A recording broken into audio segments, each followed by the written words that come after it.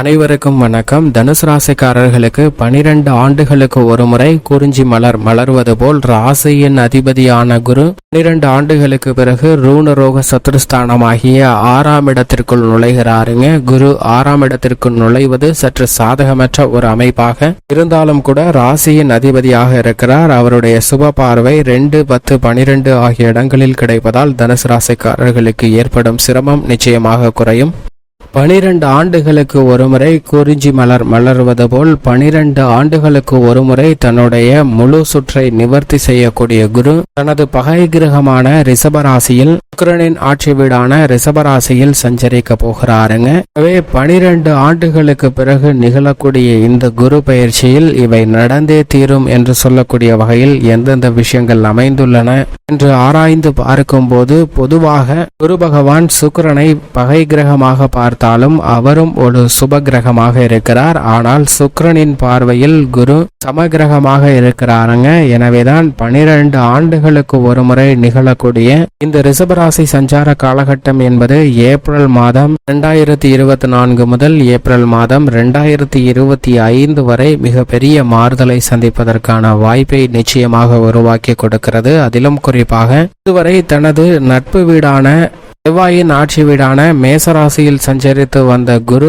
இனி பகை கிரகமாக கருதக்கூடிய சுக்கிரனின் வீட்டில் நுழைந்திருக்கிறாருங்க. இப்படிப்பட்ட இந்த தருணத்தில் நாம் உதாரணமாக எடுத்துக்கொண்டோம் என்றால், நாம் நம்மளுடைய நண்பர்களின் வீட்டிற்கு செல்லும் போது நம்மளுடைய செயல்பாடு எப்படி இருக்கும் என்றால், அங்கு ஏதாவது ஒரு அசாதாரண சூழ்நிலையோ சிரமமோ ஏற்பட்டாலும் கூட அவற்றை நமது நண்பன் அவற்றிலிருந்து நம்மளை விடுவித்து நல்லதை செய்வான் என்ற ஒரு நம்பிக்கையில் ஒரு துணிச்சலில் மிகவும் கேஷுவலாக சாதாரணமாக நடந்து கொள்வோம். ஆனால் அதே சமயம் நாம் ஒருவரை பகைவராக பார்க்கும் போது அவருடைய வீட்டிற்கு செல்லும் போது இவனால் ஆபத்து ஏதாவது வந்துவிடுமா என ஒவ்வொரு நொடியும் அதீத கவனத்துடனும் விழிப்புணர்வுடனும் 8 திசைகளையும் பார்த்து கொண்டிருப்போம். ஏதேனும் ஆபத்து வந்துவிட்டால் அவற்றை எப்படி எதிர்கொள்வது என்று 8த்துக்கும் சிரமம் வந்தாலும் அவற்றை சமாளிக்கக்கூடிய அளவிற்கு தயார் நிலையில் நாம் இருப்போங்க.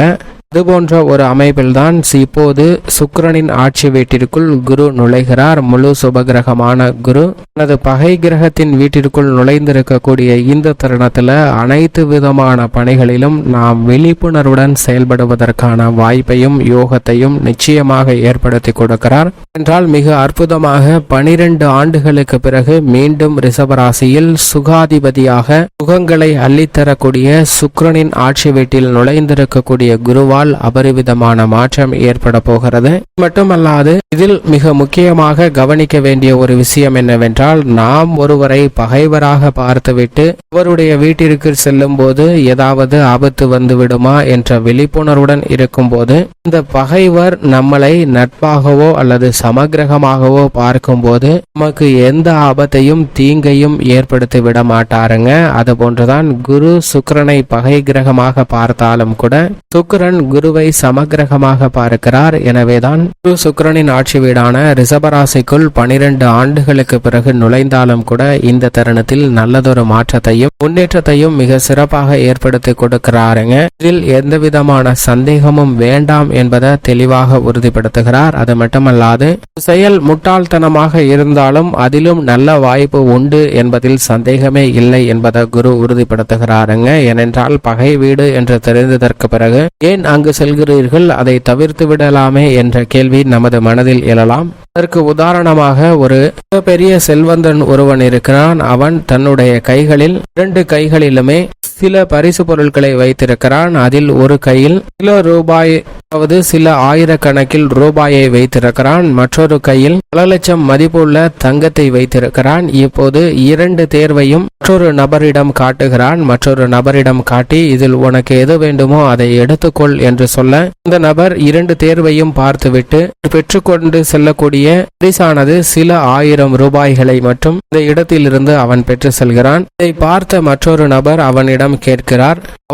அவன் உனக்கு 2 தேர்வுகளை வழங்கினான். ஒன்றில் மிக அதீத மதிப்பு கொண்ட தங்கங்கள் உள்ளன. ஆனால் அதை விட்டுவிட்டு இப்படி சொற்ப காசு சில ஆயிரங்களை மட்டும் பெற்று செல்கிறாயே என்று கேட்க, அதற்கு அந்த நபர் பதில் சொல்கிறார், நிச்சயமாக அவன் அந்த தங்கத்தை தேர்வு செய்திருந்தால் அதை தரமாட்டான். ஏனென்றால் அவன் தங்கத்தின் மீது அளாவியான அன்பு கொண்டவன். அது மட்டுமல்லாது அவன் தேர்வு செய்தது தங்கமாக இருந்தால் இந்த காசு கூட எனக்கு கிடைக்காமல் போயிருக்கும் என்பதை சொல்கிறாருங்க. இதை போன்றுதான் முட்டாள்தனமாக சில விஷயங்கள் இருந்தாலும் கூட அதில் நன்மை நிறைந்து கிடைப்பதற்கான வாய்ப்பு உண்டு என்பதை குரு தனது பகை கிரகமாக இருக்கக்கூடிய சுக்கிரனின் ஆட்சி வீட்டில் நுழைந்திருக்கக்கூடிய இந்த தருணத்தில் மிகவும் அபரிவிதமாக உறுதிப்படுத்துகிறார். எனவே இந்த தருணத்தில் 12 ஆண்டுகளுக்கு பிறகு விழிப்புணர்வுடன் செயல்படுவதற்கான வாய்ப்பும் யோகமும் எந்தெந்த விஷயங்கள்ல இருக்கின்றன.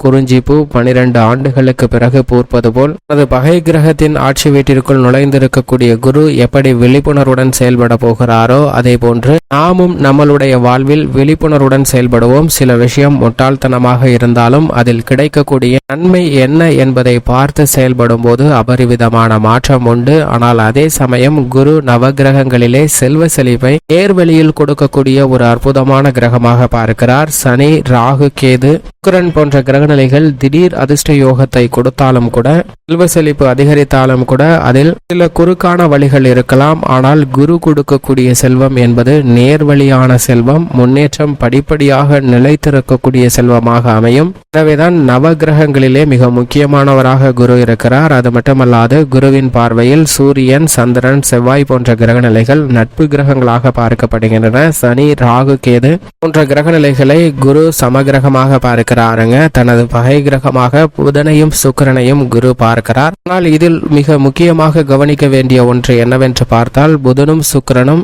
குருவை சமகிரகமாக பார்க்கின்றன. நவ கிரகங்கள்ல எந்த ஒரு கிரகமுமே குருவை பகை கிரகமாக பார்க்கவில்லை என்பதுதான் மிக சிறப்பான ஒன்றாக பார்க்கப்படுகிறது. எனவேதான் வானியலின் அரசன் என்றும் கோள்களின் தலைவன் என்றும் குரு அழைக்கப்படுகிறாருங்க. குரு மிக வலுவாக இந்த இடத்தில் அமர்ந்தாலும் நல்ல பலனை நிச்சயமாக ஏற்படுத்தி கொடுப்பார். அவருடைய சஞ்சார அமைப்பின் காரணமாக சில நன்மைகள் கிடைப்பதில் தாமதம் ஏற்படலாமே தவிர பாதிப்பு இல்லை என்பதை தெளிவாக உறுதிப்படுத்துகிறாருங்க. ஏனென்றால் குரு 2, 4, 5, 7, 9 மற்றும் 11 ஆகிய இடங்கள்ல அபரிவிதமான வளர்ச்சியை கொடுப்பாருங்க. ஜென்மத்தில் மட்டும் சின்ன சின்ன தடைகள் இருக்கலாம். மற்ற இடங்களாக இருக்கக்கூடிய 3, 6, 8, 10, 12ல சின்ன சின்ன சிரமங்கள் இருந்தாலும் அவருடைய சுப பார்வையின் காரணமாக நன்மை நிறைந்து கிடைப்பதற்கான வாய்ப்பும் யோகமும் அபரிவிதமாக உண்டு. கடகராசி அவரது உச்ச வீடாகவும், மகர ராசி அவரது நீச்ச வீடாகவும், தனுசு மற்றும் மீனம் ஆட்சி வீடாகவும் பார்க்கப்படுகிறது.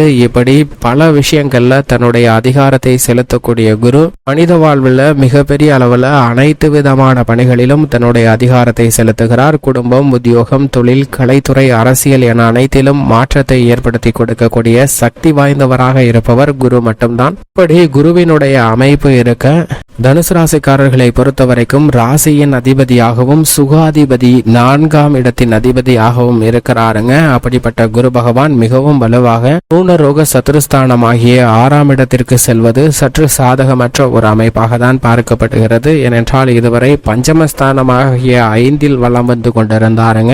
அப்படிப்பட்டவர் 12 ஆண்டுகளுக்கு பிறகு 6ஆம் இடத்தில் நுழைந்திருப்பதால் கடன் சார்ந்த தொல்லைகளும் ஆரோக்கிய தொல்லைகளும் ஏற்படுவதற்கான சாத்தியக்கூறுகள் உண்டு. சற்று கவனத்துடன் இருக்க வேண்டும். எந்த பணியை செய்தாலும் திட்டமிட்டு செய்ய வேண்டிய ஒரு தருணமாக பார்க்கப்படுகிறது. ஆனால் அதே சமயம் குரு சாதகமற்ற ஒரு அமைப்பில் இருந்தாலும் சனி சாதகமாக இருக்கிறாருங்க. பெரிய அளவிற்கு சிரமம் நிச்சயமாக இல்லை. ஆனால் அதே சமயம் குருவின் சுப பார்வை குடும்பஸ்தானத்தில் மிகவும் வலுவாக கிடைக்கிறது. எனவே வீண் விரய செலவுகள் கட்டுக்குள் வரும். அது மட்டுமல்லாது விரய செலவுகளை குறைப்பதோடு சேமிப்பிலும் நல்ல முன்னேற்றம் கிடைக்குங்க.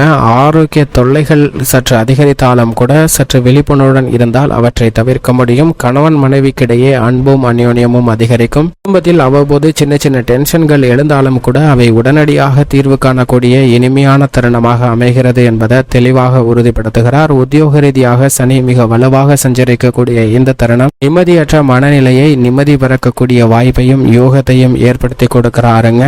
அனைத்து விதமான பணிகளிலும் மிக தெளிவான கண்ணோட்டத்தோடு அணுகுவதால் எவ்வளவு பெரிய சவால் நிறைந்த பணியாக இருந்தாலும் அவற்றை சாதகமாக மாற்றிக்கொண்டு முடிப்பதற்கான யோகம் நிச்சயமாக உண்டு. தசாபுத்திகள் வலுவாக இருந்தால் இந்த தருணத்தில் பதவி உயர்வு, ஊதிய உயர்வு போன்றவற்றை எதிர்பார்க்க எதிர்பார்க்கலாம். ஆனால் சனி மிக வலுவாக ஆட்சி பலம் பெற்று வலுவாக சஞ்சரிக்கிறாருங்க. எனவே தொழில்துறை வியாபாரத்துறை ரீதியாக ஏற்படக்கூடிய பல சிரமங்கள் விலகும். இதையே குருவும் உறுதிப்படுத்துகிறார். 6ஆம் இடத்தை வலுப்படுத்துவதால் தொழில் ரீதியாக அதிரடியான மாற்றங்களை மிக சிறப்பாக பெறுவதற்கான யோகம் உண்டு. சந்தை நிலவரம் எப்படி மாறி மாறி இருந்தாலும் கூட புதிய ஆர்டர்கள் வந்து கொண்டே இருக்கும். லாபம் படிப்படியாக உயர்ந்து கொண்டே இருக்கும் என்பதை குரு தெளிவாக உறுதிப்படுத்துகிறாருங்க. அதை சனி மிக அதீத அளவில் ஆட்சி பலம் பெற்று உறுதிப்படுத்துவதால் நிச்சயமாக தனுசு ராசிக்காரர்களுக்கு நன்மை தொழில்துறையில் உண்டு. கலைத்துறை ரீதியான பணிகளில் சுக்கிரன் சாதகமாக வலம் வந்து கொண்டிருக்கிறார். இப்படிப்பட்ட இந்த தருணத்தில் 6இல் குரு இருப்பதால் சற்று கடினமாக உழைக்க வேண்டிய ஒரு தருணமாகவும் சவால் நிறைந்த